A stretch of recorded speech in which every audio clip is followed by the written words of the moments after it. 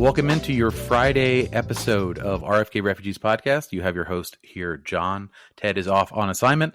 I could talk to you about the Red Bulls DC United game from Wednesday, but I don't want to do that. It's my birthday weekend. I'm not trying to bum myself out any more than I have to. So if you want to hear us talk about that, Monday night, 8:30, as always, and then we'll get real sad together. But we're not going to get sad today. We're going to talk about something exciting and new here, something that was released, I think, maybe yesterday, earlier this week. The Washington Spirit have a radio deal for the first time ever, and I have with me all of the folks who are going to make up that team, and we'll talk to them about how this came about, what it's going to be like, and where you can find them as they broadcast the Spirit games, and then a little shoulder content too. So with me, I have Bram Weinstein, Mike Minnich, and Gabby Vincent. Hi, everybody. How you guys doing? Doing well. Great to be here. Thank you very much. All right, so let's get right into this thing. This is a first. The Spirit have never had a local radio deal before, and now they will. When did this process sort of come about? When did you guys hear that this was something that both the team was looking for and maybe your radio station ESPN 630 were looking to do? We started talking about this months ago, really. And it didn't really finally come together until the last couple of months, but there was mutual interest with the station and with the team. I think there are not many teams in the league that have this. I think it's going to change soon. It's just another kind of signpost of the state of the league, where it is, interest in it, explosion in women's sports, the brand of the Spirit in the area.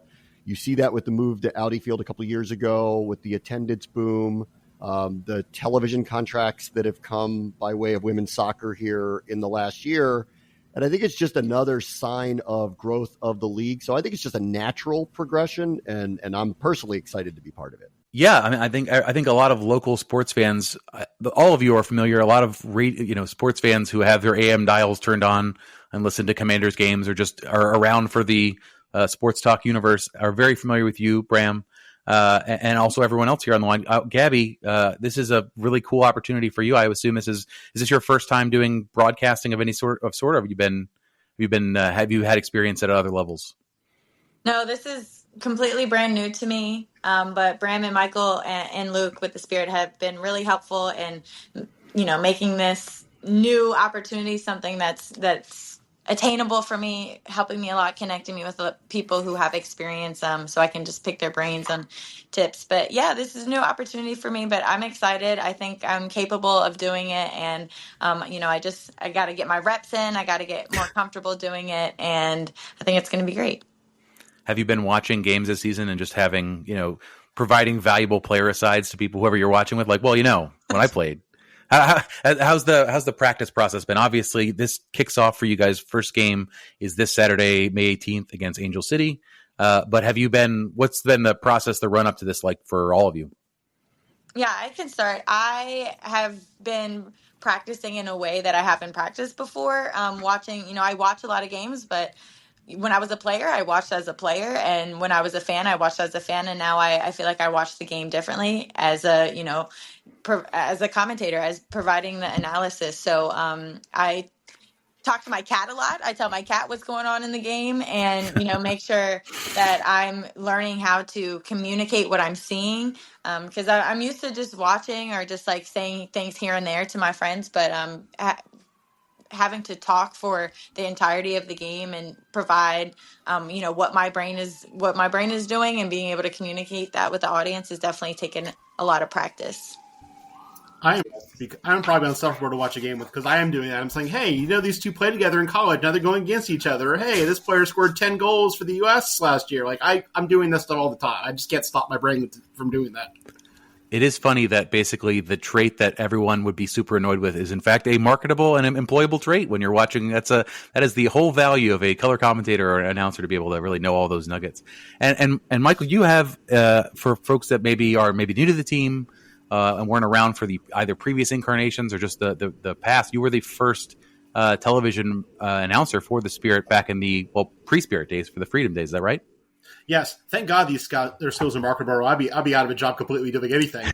Yes, so I did the Freedom the second year. I was a stat person the first year they were in existence. The second year I broadcast with Sebastian Salazar, who's gone on to great things at ESPN and elsewhere. Sebi was my partner that year. And then when the Spirit came back, I reached out and said, I'd love to do this again. At that point, every team was broadcasting their games locally on YouTube where everybody could see them, but producing them locally. So I did that for 4 years. And then when they moved the operations to a central location in Florida, I would fly down a couple times a year, call not just Spirit games, but games around the league. And now it feels like it's really come full circle for me where I'm back in my local market broadcasting the team that I've followed and covered since they were started. It's a great thing. And I'm happy for you and for everyone else that you're going to be broadcasting from Audi Field instead of either Boyd's or RFK or whatever media box you were previously doing the games. Are you guys going to be live, or are you guys going to be doing in studio? What's the setup so far that you? We'll be live at Audi Field for all the Great. home matches. We're doing 13 matches currently, and then hopefully if the team's in the playoffs, we'll call their playoff matches as well. But the road games are going to be interesting. We're going to test. This is our year one doing this, so we're going to test a couple different ways. We'll do a couple road games from monitors here locally in Washington, and we may travel to a regionally close road opponent. That hasn't been determined yet, so we may do a road game in person, but we're not totally sure. But all the home games will be at Audi Field. It will be cool. I'm normally in the press box. It'll be cool to finally have somebody in that radio booth that then is normally empty when we walk by it. So it'll be so it's a great change. I think, fans are going to be excited. It's having multiple ways to follow along. And I think I've always felt what's missing from both the MLS and NWSL sort of centralized broadcasting where the announcers are moving from region to region each week. Some people complain about like homerism, but then other people are like, boy, it would be great to have people that watch this team every week that know the ins and the outs and that can talk about the sort of the specifics that people who are, who join the midweek coach call on Tuesday and maybe make it out to practice, but usually not, and then do the game on Saturday. They have a different sort of viewpoint. So are you guys excited to be able to have that, not necessarily homer feel, but hometown really tight understanding of the players and the relationships on and off the field as you broadcast? Yeah, I think it's important for the team to have it. We want to, be kind of the historic markers for the team, and you need a home call. Like when Apple ended up getting all of the MLS matches, you lost Dave Johnson as the voice of DC United. I think it's great that he is back on radio now calling it for the team, but there is something lost when you don't have a hometown call, especially for key moments in the team's history. And hopefully, this will be a value to the team, a value to the fans to have a group that, of course we want them to win. Like, of course we're biased. I don't actually think there's anything wrong with that as long as you're telling a true, honest story and a true, honest telling of what's happening. I think what's really great about the fact that you're on ESPN 630. We've got familiar names here, familiar voices that are going to be doing this. I think that as a soccer fan in the area, it's always been a challenge and a struggle to sort of contextualize your place within the market, right? I think if anybody who's listened to sports radio in the region I'm almost 40, I've been listening to it for almost 30 years, what the lead story is going to be typically. And it's always been it's always been a big challenge to see where soccer fits in, right? What people call in about is what it talks about, at least on sports talk radio. But I think it's really important to soccer fans to have a place where soccer is talked about. You're also going to have, as I mentioned sort of previously, the shoulder content. You guys are also going to have a podcast every week called the Spirit Spotlight that will be able to tell some stories, do some interviews. How important is it, do you think, from a soccer fan and the DMV's perspective, to have this home for women's soccer on sort of an institution of local sports radio? Gabby, you want to answer that, or you want me to answer it?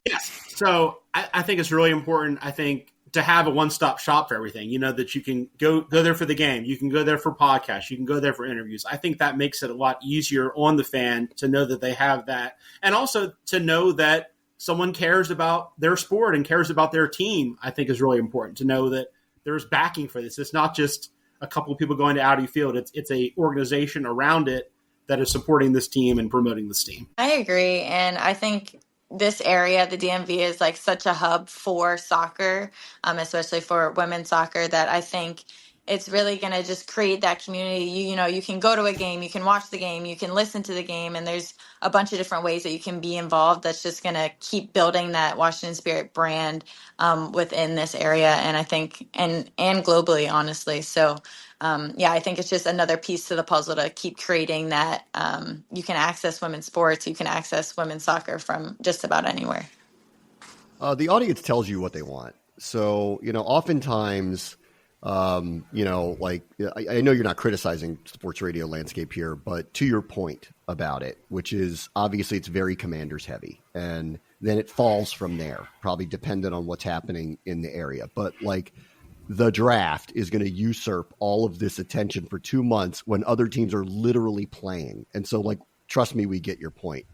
But the ratings, the clicks, what the Washington Post covers, I mean, the metrics just warrant you give the audience what they want.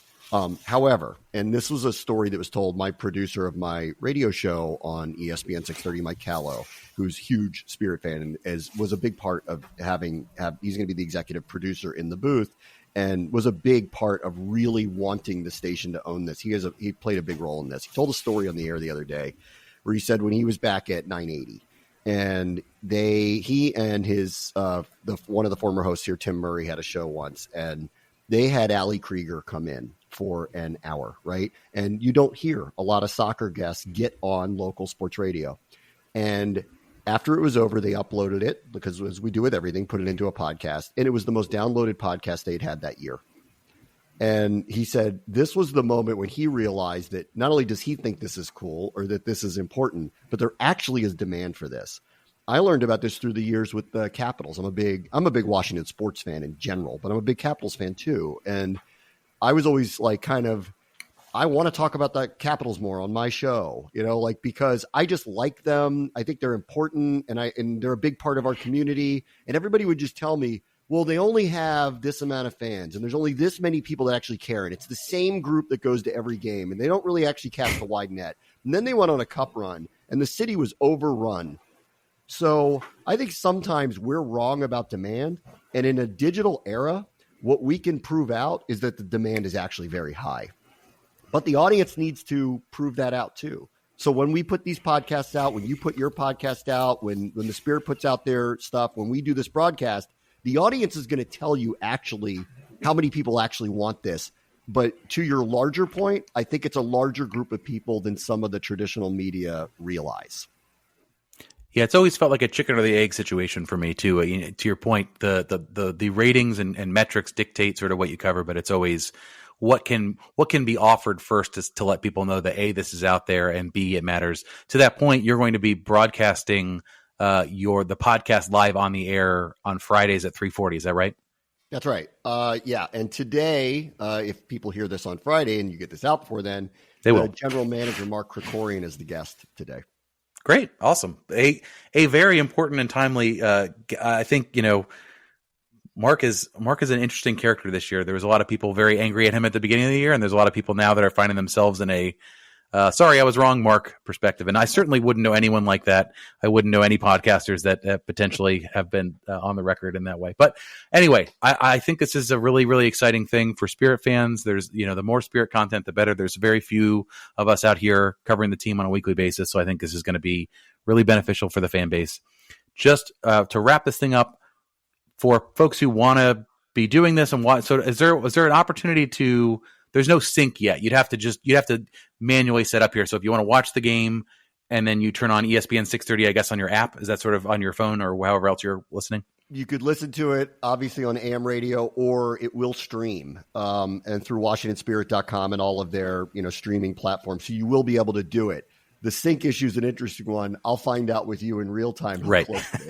I think that's a thing we'll figure out over time. I think Dave Johnson, when he's doing it, tells like the time here at the game is this. So pause and get it. It's a fascinating challenge that we all find ourselves in the option of the digital universe, but it's great.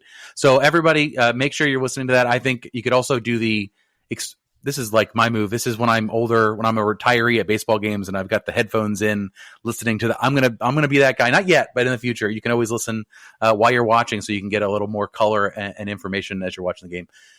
Mike, Bram, Gabby, thank you so much for joining. I think this is a really awesome thing for Spirit fans, and I'm sure people will be tuned in and also listen to your podcast too. Thank you for having us. Yeah, For everyone else, yeah, of course. Thanks for everyone else. Monday live show at typical 7:30. We'll have a lot to talk about. We'll have 2 DC United games to talk about, one of which I want to forget, and the other one's against Inter Miami, and I just got a notification while we were talking that Messi is available, so that's going to be a really fun show. Make sure you turn into that. It's going to be fantastic. Hopefully the Spirit will provide the one little glimmer of happiness for us on the weekend. Until then, we'll talk to you on Monday night at 8:30. Vamos. Thank you for listening to RFK Refugees Podcast. Make sure you rate and review the show wherever you download podcasts. If you want to support the show, consider joining our Patreon or subscribing to our channel on Twitch. Lastly, make sure you're following us on Twitter, Instagram, Facebook, Threads, YouTube, Twitch, Goals.tv, Friendster, MySpace, and Tumblr. Some of those are even real. Vamos.